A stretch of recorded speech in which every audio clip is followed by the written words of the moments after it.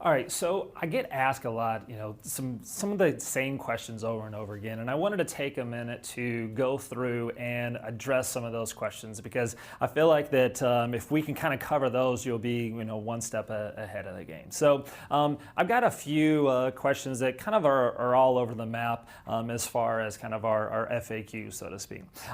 One that I get asked a lot, and I think it's because once people start looking at rental properties, they start to think about, all the different people involved, and real estate agents and mortgage brokers and all that stuff, and they try to kind of begin to cut out the middleman. And so a question I get asked a lot is, all right, so once I get started in rental properties, should I get my real estate license? And it's not necessarily a yes or no answer to this, but I want to give you some things to think about here. And I say if I had to kind of make a call one way or the other, I'd say probably not. This sounds weird because I've got my real estate license, but there are some things that kind of come with that. The first thing is just because you have your real estate license doesn't mean that you're now an expert in real estate. It's actually in most states pretty easy to get your license, kind of in some cases scary easy to get your license. So once you get your license, you still have to do the work. So one thing I learned really quickly and early on and kind of again, taken back to that first module when we talked about shifting into the investor mindset, is when I began to hang out with other investors, I was always amazed that they weren't concerned about the money that somebody else makes. If you partner with somebody or somebody does this deal and investor will say, all right, I made this, but wait a second, this person over here made that. Typically they don't care. They're just focused on what they can get out of it. All right. So don't get caught up in being concerned about, well, this person's making money, well, this person's making money, et cetera. So I think you can leverage some relationships in that. And so real estate is kind of working with agents is one thing. So and keep in mind that the homes you buy don't necessarily and often aren't necessarily through a traditional method of you find a home on Zillow.com or Realtor.com and put in an offer and buy it. A lot of the strategies that you'll use to acquire these properties for your short and long-term rental will be kind of through other methods. The other thing to think about is once you become a real estate agent, that's kind of that's something that is pretty highly regulated. So once you are officially a real estate agent, you are held to a different standard. I'll give you one example. When let's say that you are about to sell one of your rental properties, it's done good, but you want to cash out and maybe get a different one or move up a little bit in your investment strategy. The seller, if you are just simply the owner of that rental property, and so there's a seller disclosure statement that you have to go through and say, does the home have this, this, and this? You can go in and kind of check no representation. So basically it says, I don't know the condition of the roof. I didn't live in the home, so I think it's good, but I don't, I'm not making a claim one way or the other. So you have the ability as a seller to just basically say, if you want to know the condition of the roof, research the condition of the roof. I'm not saying one way or the other.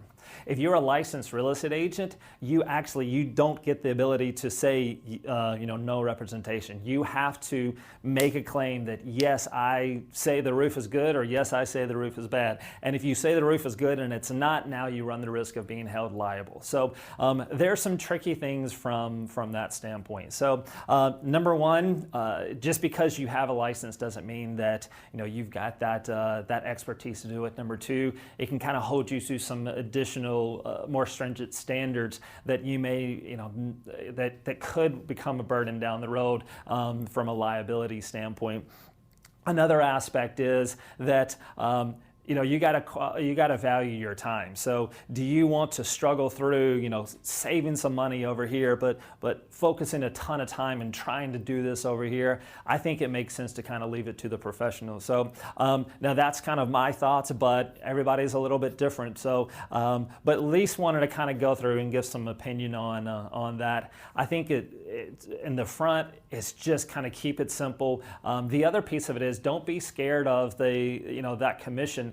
There's some creative things that you can do. So if you maintain, again, instead of kind of thinking about that person being an adversary, if you think of that person as being a resource for you, now all of a sudden, if you start throwing them a lot of business, when it comes time and you say, all right, I need to list my home, and you have thrown them a ton of business, you've got a great working relationship, they're going to be a lot more friendly in that commission versus if you didn't have that relationship at all with them. So there's always creative ways around doing some things, trading services, all kinds of stuff. So I would just encourage you to kind of look through that. Something I see a lot is once you've owned a home, and maybe you've been in the home for a few years, and then you're thinking about, all right, I'm making a little bit more money, trying to kind of step up to that next home. A lot of people immediately think, oh, well, I can just keep this home as a rental and then buy the next home. I saw this with a friend of mine, and we were talking about this the other day.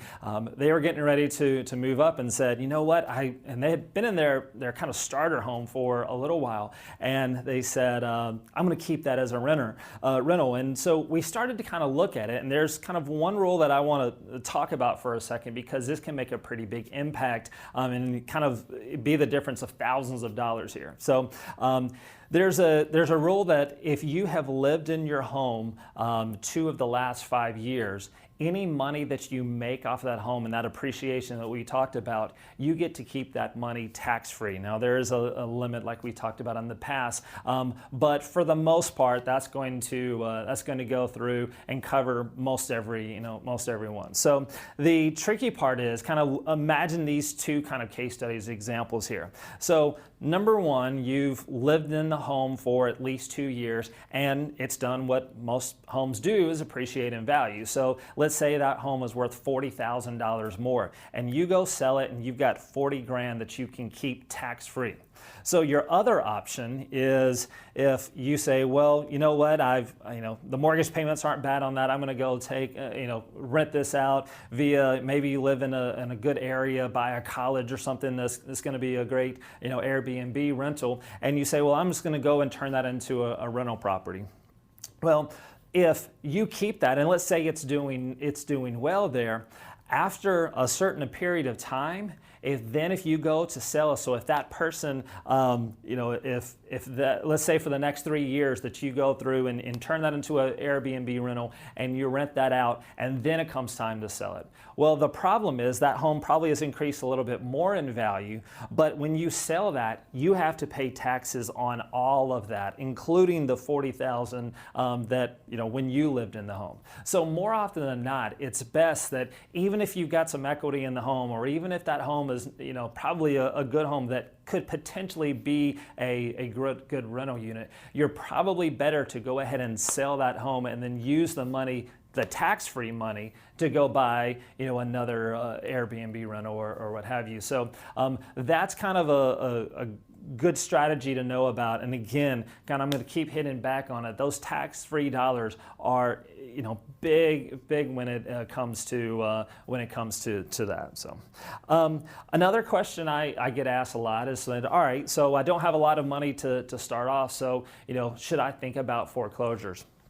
And I think this is kind of an it depends kind of scenario where a lot of times that you gotta have to think about, well, how does that look in the overall strategy of, is it in a good location for rentals and short-term or long-term rentals, but also it's one of those things is, do you want to invest the time and effort into that? I personally, we've got some advantage because we can go in and build our own homes and kind of get into those homes. The nice thing about that is I don't like to think about a lot of the maintenance side of things. And for foreclosure property, especially if you're kind of focusing on purchasing a foreclosure for then to convert into an Airbnb, the last thing you want is somebody who's on vacation or coming in and staying in that home and the AC goes out or something like that. So those long-term renters are a little bit more forgiving in that aspect. I would say from more the short-term rental,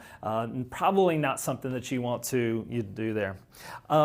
Another piece of it is that, and this is the case when it comes to marketing a home, how do I, make my property stand out? So this is something that I kind of feel is really within my wheelhouse as the marketing side of it. And a lot of it is just try to find a way to be different. I see so many people put all this money into focusing on starting their business and thinking about getting all this stuff ready, and then when it comes to things like photo or copy or anything like that, then all of a sudden that's where they kind of either run out of money or kind of skimp on that. So I think if you're going to do anything, invest the biggest portion of the money into amazing photography. And something that a lot of people don't think about is copy. Really consider getting a professional copywriter to go in and write some of that copy, because at the end of the day, you're competing against a lot of other people. So if someone's just kind of glancing through and reading through, 5 different properties, it's going to be that one that really connects. It's the one that has humor. It's the one that has that punch that's going to allow you to stand out, and that's going to make all the difference in your conversion rates and pulling that in. So things, do that A/B test. So go in and see, if what's going to attract the audience. Is it going to be a little bit more kind of that humorous? Is it going to be, kind of that sentimental? And especially if you can kind of tie that back to something that is unique to the area. So really kind of sell that vision, that theme for your particular unit there. And then another one is, something that I hear a lot is that, all right, well, I don't have enough money for X. I don't have enough money to buy my first rental. I don't have enough money to furnish it and anything. There's always a way around that. When I was younger, I wanted to buy a foreclosure property. That foreclosure property was $70,000. I did not have $70,000 in cash. I didn't even have $1,000 basically in cash to buy that property. I was able to buy that foreclosure property because I was able to leverage the relationships that I had. So, that's really the key. There's always kind of a way around it to get creative.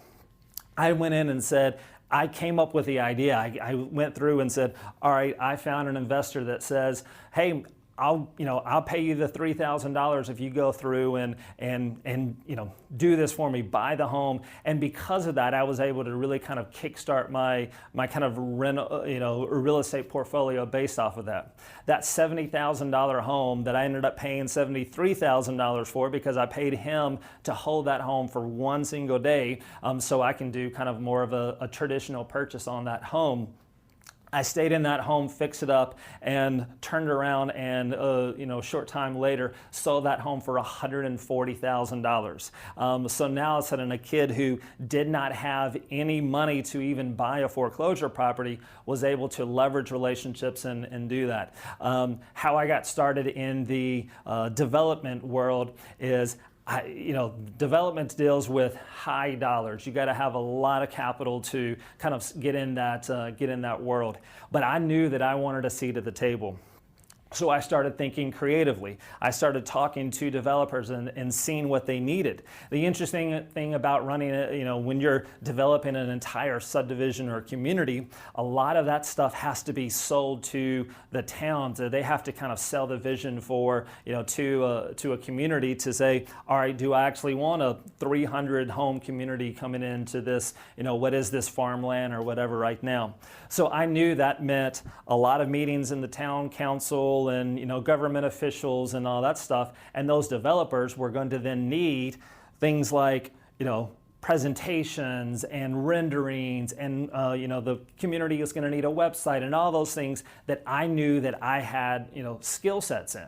So I was able to bring that to the table and went to these developers and said, look, I want a seat at the table. I want to be a part of this development. And I kind of looked and said, what do you have to bring to the table? Because they already had the money, but I was able to kind of speak their language. I said, the reality is, that you're going to need a website, you're going to need graphics, you're going to need rendering, you're going to need all of these things to go to the town and kind of paint that picture of what the development is going to look like.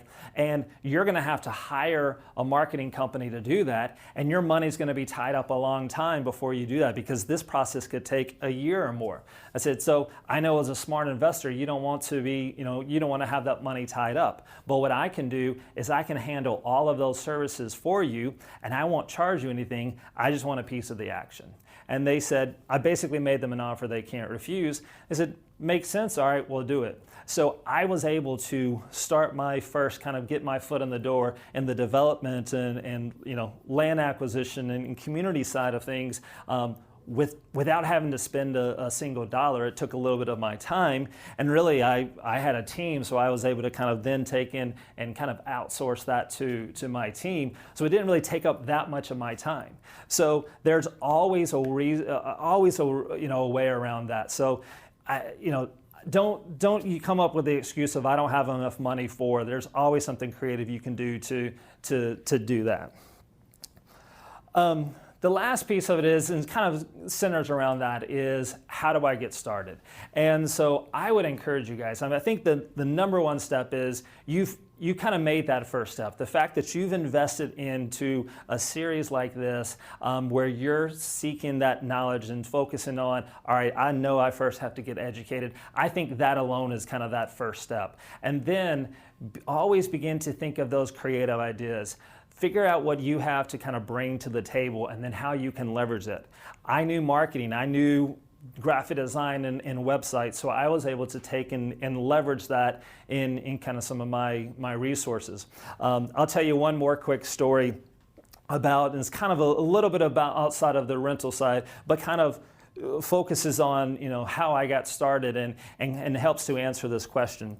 So early on, before I think I had maybe 2 or 3 clients in my marketing company, I knew that I had to invest in my education, and knew I had to kind of, I was going after a particular niche, and so I needed to get around those people, those major players. It's just like the same thing I did for the investment side of things. I said, if I'm going to grow my investment portfolio, I need to be around other investors.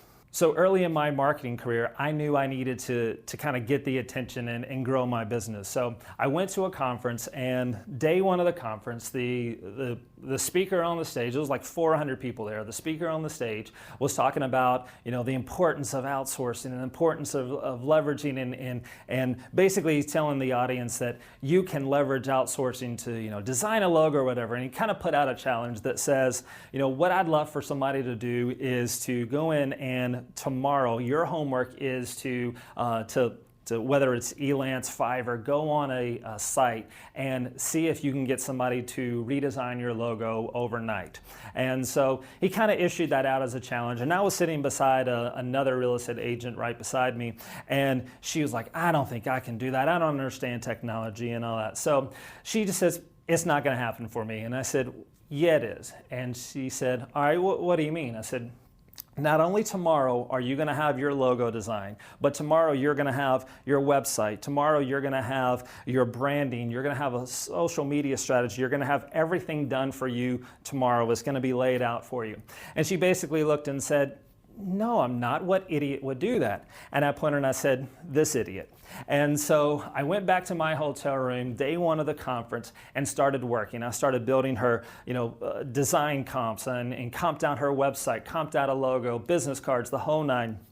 Stayed up all night working on that particular, project for her. And stayed up all night, got to the business center early before the second day of the conference started, and printed everything out, wrote it up, and went to the conference and made sure I sat beside her again that second day. And so the speaker comes on stage and said, all right, did anybody do their homework? And so, a couple of people says, yes, I've got some, a logo here and there. And I slid the paper over, and she unrolled it, and her jaw dropped because everything was laid out. And he said, did anyone else do their homework? So her hand flies in the air and says, yeah, I did. I not only got a logo, but I've got a website developed. I got my business cards. I've got my social strategy. I've got all of this stuff set. And the speaker ran down and was looking at it, and his jaw dropped. And he said, oh my gosh, who did this? And she looked at me and said, that guy. And so the speaker went and said, man, I want to talk to you at the next break. And I ended up having lunch with that speaker that day. Was able to pick up about 40 clients because other people started to look and see what I did. And by that afternoon of the second day, I was actually on stage speaking with him, and went on to speak with him all across the country about real estate marketing and talking to agents about real estate marketing. I say all that story not to talk, I know it doesn't have anything to do with rentals or anything like that, but I want to kind of stress the importance, and the reason why I say that is because that's, to answer the question, how do I get started? That's how you get started.